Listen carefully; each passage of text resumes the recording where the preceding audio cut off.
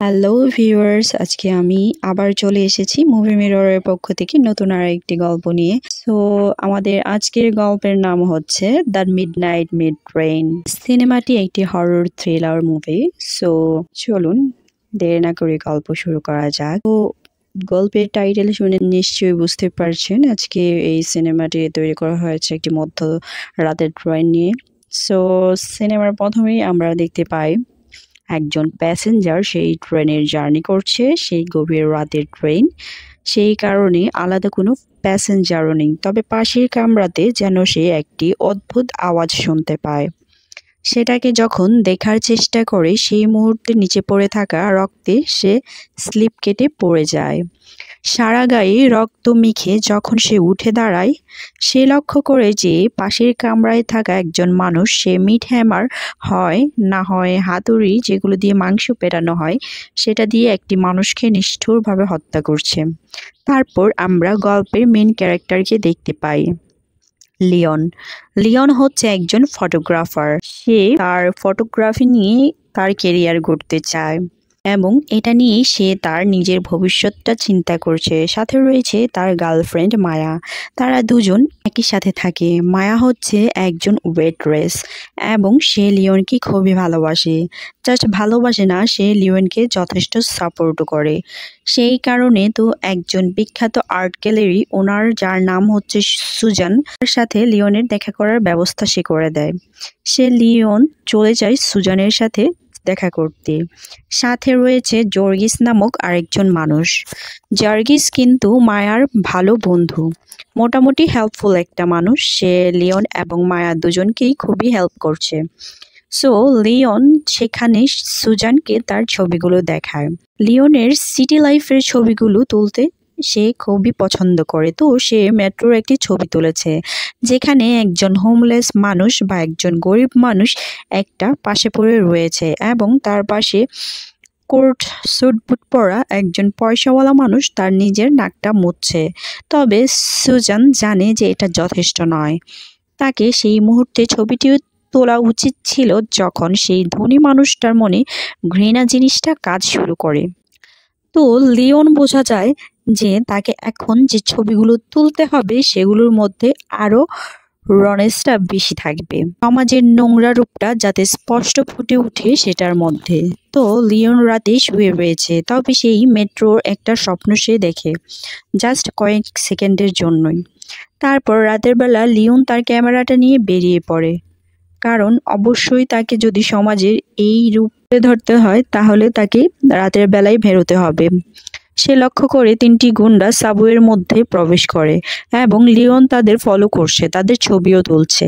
সে জানে যে এই মানুষগুলো খারাপ, কারণ সে জানে যে এই মানুষগুলো খারাপ কিছুই করবে, যেটারই ছবি সে তুলবে, এবং তারা সেটাই করে। সেখানে থাকা একটা মেয়েকে তারা হেনস্থা করা শুরু করে এবং লিওন সেটার প্রতিবাদ না করে কিন্তু প্রথমে ছবিটা তুলতে থাকে।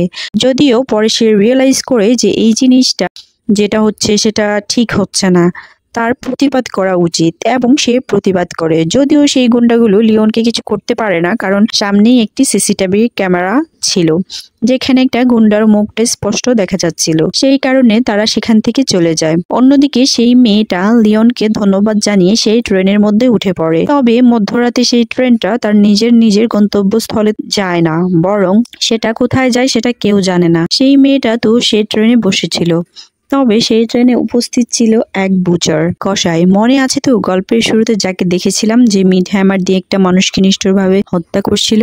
ঠিক সেম জিনিসটাই সে মেয়েটার সাথেই করে। মেয়েটাকে সে হত্যা করে ফেলে। পরের দিন সকালে লিওন সেই ক্যাফেতে গেছে যেখানে তার গার্লফ্রেন্ড কাজ করে। লিওন কিন্তু ভেজিটেরিয়ান, বাড়ি থেকে টফু আনে সেই রান্না করে দেওয়ার জন্য। এরকম গল্প করতে করতে সে নিউজ পেপারটা চেক করে এবং একটা মেয়ের ছবি দেখতে পায় যাকে খুঁজে পাওয়া যাচ্ছে না, এবং এটাই সেই মেয়ে যাকে সে গতকাল রাতে গুন্ডাগুলোর হাত থেকে বাঁচিয়েছিল। লিওন তার পুলিশ স্টেশনে চলে যায়।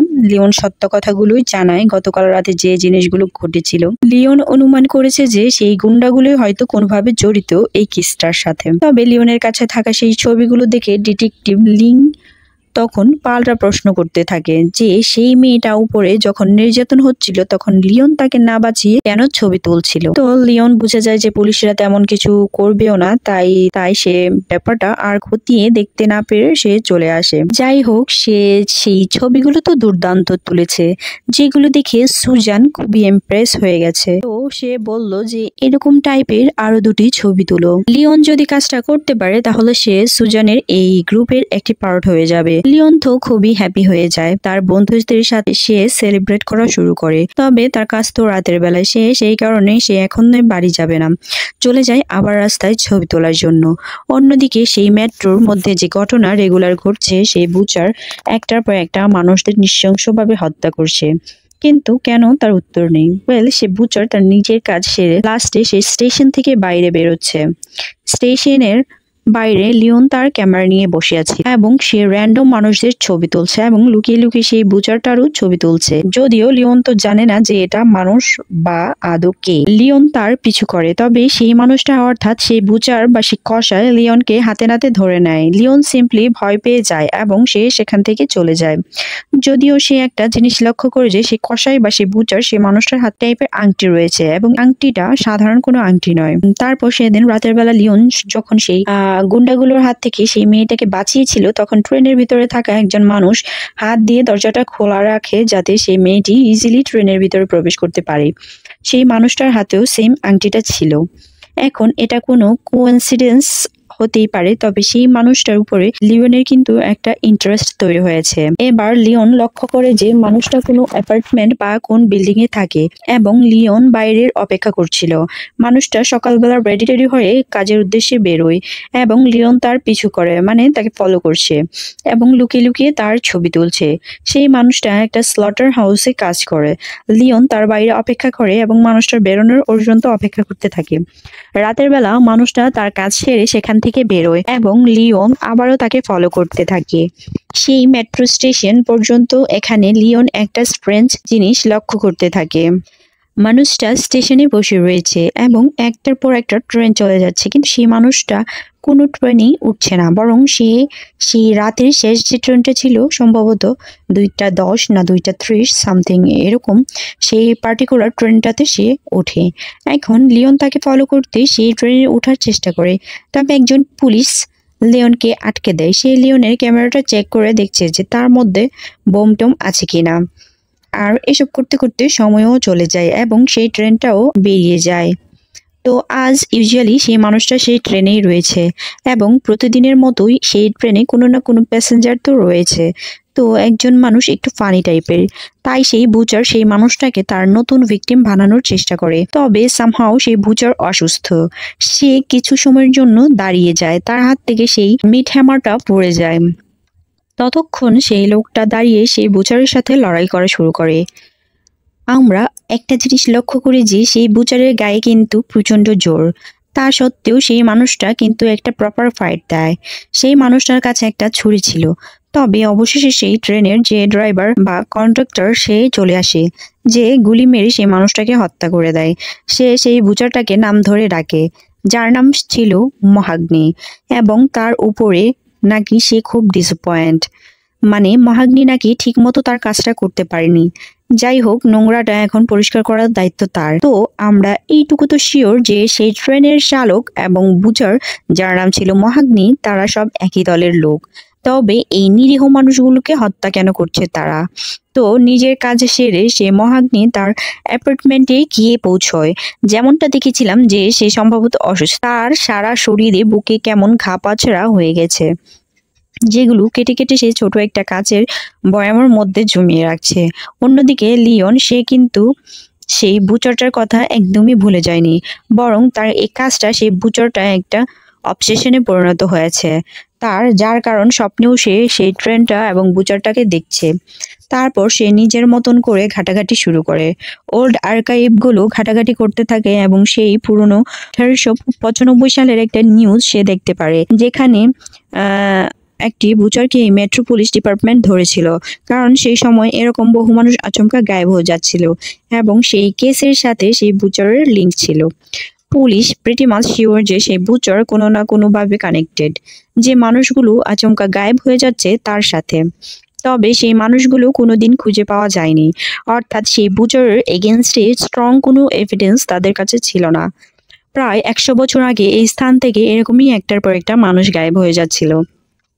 লিওন আবারও সেই মানুষটার পিছু করতে থাকে এবং সে সেই স্লটার হাউসে পৌঁছে যায় দেখার জন্য যে মানুষটা সেখানে কি কাজ করে, এবং সেই মানুষটা অর্থাৎ মহাগ্নি সেও সন্দেহ করেছে যে লিওন তার পিছু করছে।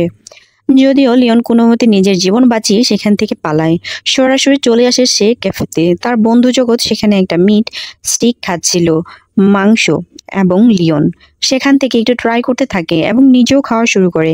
অ্যাকচুয়ালি এটা খুবই স্ট্রেঞ্জ যে যে মানুষটা ভেগান ছিল অর্থাৎ ভেজিটেরিয়ান ছিল, সে বাড়ি থেকে টফু নিয়ে আসতো রান্না করে দেওয়ার জন্য, সেই মানুষটা আজকে মাংস ট্রাই করছে। সো এটা একটা বড় চেঞ্জেস আমরা কিন্তু লক্ষ্য করছি তার মধ্যে। তো বাড়িতে লিওন নিজের মতো ইনভেস্টিগেট করছিল এবং তার গার্লফ্রেন্ড যখন এই জিনিসটা লক্ষ্য করতে পারে তখন সে তাকে প্রশ্ন করে যে এগুলোর মানেটা কি। আই মিন সে একটা সিম্পল ফটোগ্রাফার, যে কাজগুলো পুলিশদের কাজ সেগুলো সে নিয়ে সে কি করছে। মোট কথা লিওন সব তথ্য বার করে নিয়েছে যে কোন কোন মানুষ গায়েব হয়ে গেছে, এবং সেই মানুষগুলো জাস্ট নর্মালি গায়েব হয়ে যায়নি, তাদের কোনো স্ট্রেস না, কোনো কল না, কোনো লেটার, কিছুই ছিল না, জাস্ট অদৃশ্য। লিওনের কাছে সেই পুরনো নিউজ পেপার রয়েছে যেখানে একজন মানুষ ধরা হয়েছিল, সে ছিল একজন বুচার, কসাইখানায় কাজ করত। তার উপর পুলিশ সন্দেহ করেছিল যে সে হয়তো নিয়মিত এই মানুষদের গায়েব করে হয়ে যাওয়া কেসটার সাথে কোনো না কোনোভাবে জড়িত। তবে সেই কেসটা কিন্তু আর কন্টিনিউ হয় না। লিওন ভাবছে যে মহাগ্নি হয়তো সেই মানুষটা, কারণ এই মানুষটাও সেই কসাইখানাতে কাজ করে। এই মানুষটার হাতে সেম আংটি ছিল, যে আংটিটা সে সেদিন দেখেছিল যেদিন সে মেয়েটাকে বাঁচিয়েছিল। তবে মায়া জানে যে মায়া বলে যে এটা কিভাবে পসিবল, কারণ লিওন যে কেসগুলোর কথা বলছে সেগুলো প্রায় 100 বছর আগের। একটা মানুষ অতদিন ধরে বেঁচে আছে, এটা তো পসিবল না।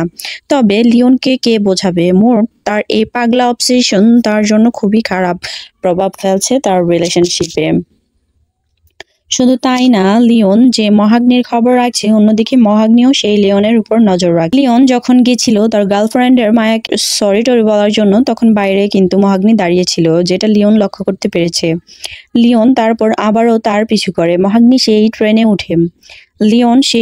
ওঠে এবং ট্রেন ফাঁকা হতেই লিওন চুপচাপ তার ক্যামেরাটা বার করে চলে যায় মহাগ্নি সেই ক্যামেরাতে, এবং সে লক্ষ্য করে যে মহাগ্নি সে মিট হ্যামার দিয়ে একটার পর একটা মানুষদের হত্যা করছে। লিওন কিন্তু প্রত্যেকটা জিনিসের ছবি তুলতে থাকে। মহাগ্নি সেই মানুষগুলোকে হত্যা করার পর তাদের দাঁত, তাদের নখগুলো বার করে নেয় এবং মিট হুকের মাধ্যমে সেগুলোকে উল্টো করে ঝুলিয়ে রাখে, ঠিক যেমন কসাইখানাতে মাংসগুলোকে ঝুলিয়ে রাখা হয়।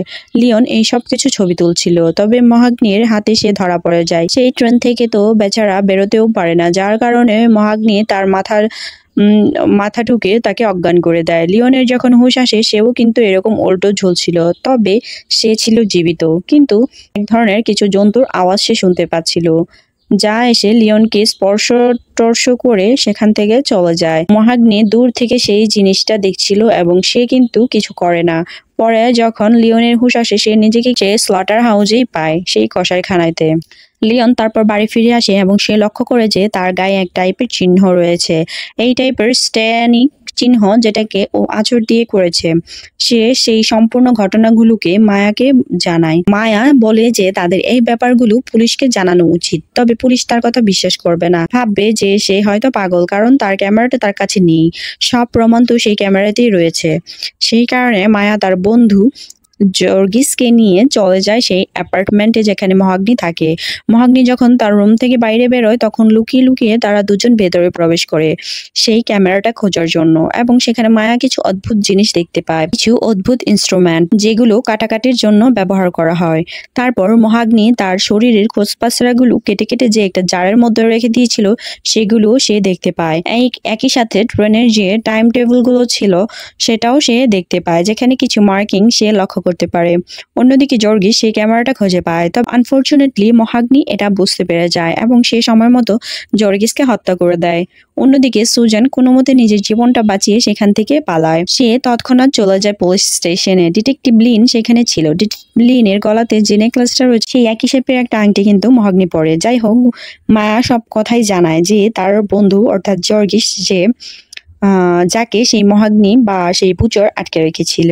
লিওন তাকে যা যা বলেছে সেই কথাগুলো সে পুলিশকে জানায়, তবে পুলিশ তো অবশ্যই কোনো কথাই বিশ্বাস করে না। উল্টো সে মায়াকে প্রশ্ন করতে থাকে যে সে কেন ওই বাড়িতে গিয়েছে এবং সে বাড়ি থেকে যে বই বা ডায়েরিটা চুরি করে এনেছে সেটা কোথায়, সেটা ফেরত দিতে।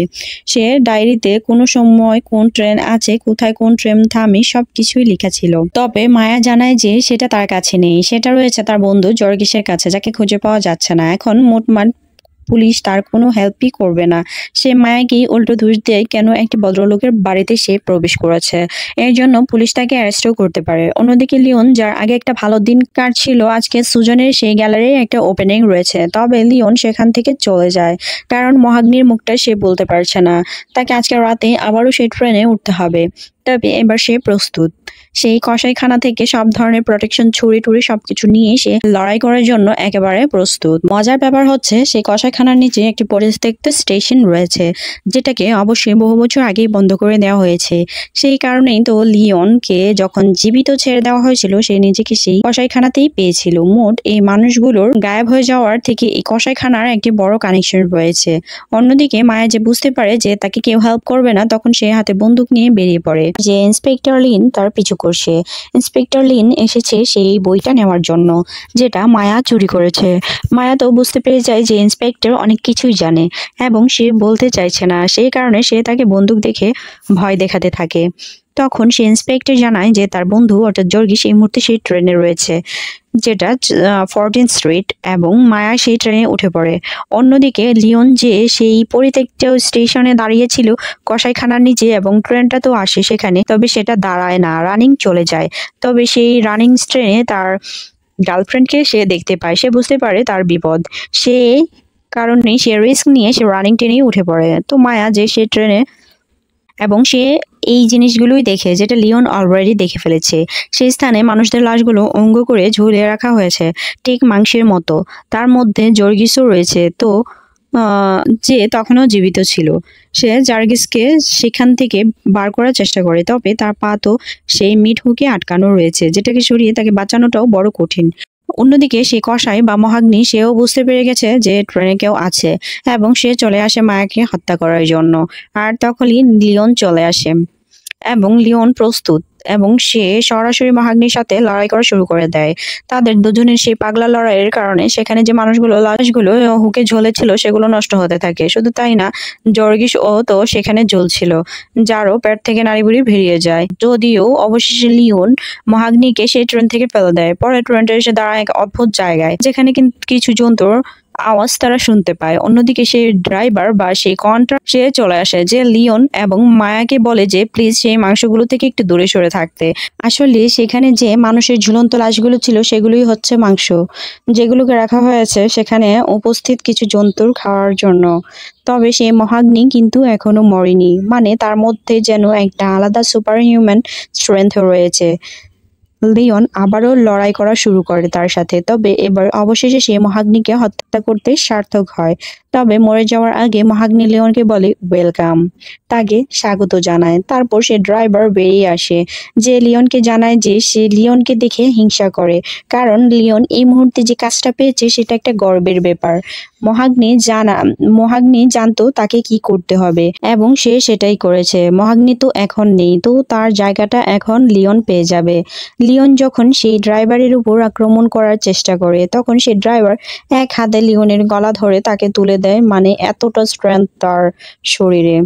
শুধু তাই না, লিওনের জিভটা টেনে ছিঁড়ে দেয় এবং সেই জিভটা নিজে খেয়ে নেয়। আমরা লক্ষ্য করেছিলাম যে মহাগ্নি তারও কিন্তু জিভ নেই, গোটা সিনেমাতে কিন্তু সে একটা কথাও বলেনি, শুধু লাস্টে গিয়ে সে ওয়েলকাম জানায়। সে ড্রাইভারের তখন লিওনকে সম্পূর্ণ ব্যাপারটা জানায় এবং তার মনে এত প্রশ্ন, সবকিছুর উত্তর এখন ক্লিয়ার হয়। তারা এই মুহূর্তে রয়েছে সেই সিটি হল স্টেশন, যেটা প্রায় বহু বছর আগে বন্ধ করে দেওয়া হয়েছিল। প্রায় 100 বছর আগে যেখানকার সেই ঘটনাগুলো তোমরা জেনেছি, যে মানুষরা কিভাবে গায়েব হয়ে গেছে। কারণ এই স্থানে কিছু ক্রিচার বসবাস করে যাদেরকে মানুষদের মতোই দেখতে, এবং এরা পার্টিকুলারলি মানুষদেরই মাংস খায়। তবে এরা নতুন না, বরং মানুষদের জন্মেরও আগে থেকে তারা এই স্থানে রয়েছে। এরা মানুষদের থেকেও পুরনো। তবে অতীতে এক হয়েছিল, একটা চুক্তি হয়েছিল, যার কারণে এদেরকে সময় মতো মাংস এনে দেওয়া হয় যাতে এরা খেতে পারে। আর যেহেতু তারা খেতে পারে, সেই কারণেই তারা বাইরে বেরিয়ে মানুষদের উপরে আর আক্রমণ করে না। এটা একটা পবিত্র চুক্তি, যেমনটা সে ড্রাইভার বলে, যেটা বছর বছর ধরে মানুষরা পালন করে আসছে। তবে ক্রিচারগুলো তারা আসলে সেটাকে কিন্তু প্রপারলি এক্সপ্লেইন করা হয়নি। জাস্ট তারা মানুষদের আগে এইটুকুনই বোঝানো হয়েছে, মহাগ্নির কাজ ছিল মানুষদের হত্যা করে স্থানে আনা। তবে এখন তো মহাগ্নি নেই, তো সেই জায়গাটা লিওনকে নিতে হবে, এবং সেটা করতে হলে লিওনকে একটা বড় বলিদানও দিতে হবে। সে ড্রাইভার মায়াকে হত্যা করে ফেলে, অর্থাৎ তার শরীর চিরে তার হাড়টা বের করে নেয়। এখন লিওনের কাছে নিজের বলে আর কেউ নেই, সেই কারণে সে মন দিয়ে নিজের কাজটা করতে পারবে, এবং সেই সাইকেলে আবারও শুরু হয়ে যায়। মহাগ্নি ঠিক যেমন ভাবে ড্রেস পরতো, যেমন ভাবে হাতে তার ব্যাগটা রাখতো, ঠিক সেইভাবে লিওন রেডি হয়ে রাতের বেলা চলে যায় ট্রেনে শিকার করার জন্য। এবং সেই পুলিশটাও সে তো লিওনকে ওয়েলকাম জানায়। সেই পুলিশটা সবই জানে, শুধু পুলিশ না, বহু মানুষেরা জানে এটা একটার পর একটা মানুষ এই সাবওয়েতে জাস্ট গায়েব হয়ে যাচ্ছে। কি মনে হয় প্রশাসন, গভর্নমেন্ট কিছু জানে না? তারা সব কিছুই জানে। তবে যেমনটা বললাম, সে ইনোসেন্ট, যেটা সম্পূর্ণ মানুষদের কাছ থেকে গোপন রাখা হয়েছে।